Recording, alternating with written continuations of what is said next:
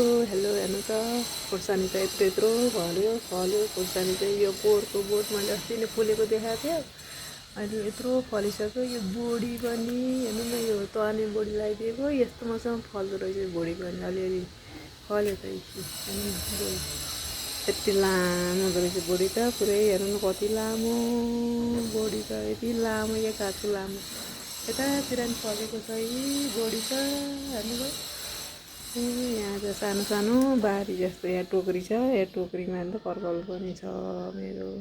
अस्ति नै सिमी पनि खायो 2-3 छाक। अहिले चाहिँ सिमी फाल्यो अनि त्यहाँबाट यो बोडीको बोट चाहिँ फैलाइरहेको छ। यो भर्खर फल्दैछ हेर्नु त। यो खुर्सानी डल्ले खुर्सानी कस्तो राम्रो क्या है। यति मनपर्छ यो डल्ले खुर्सानीको चाहिँ लाम्चो खुर्सानी हो। यो चाहिँ यो पनि फुले खायो, यो पनि फुलेर फल्नुलाई फुले खा।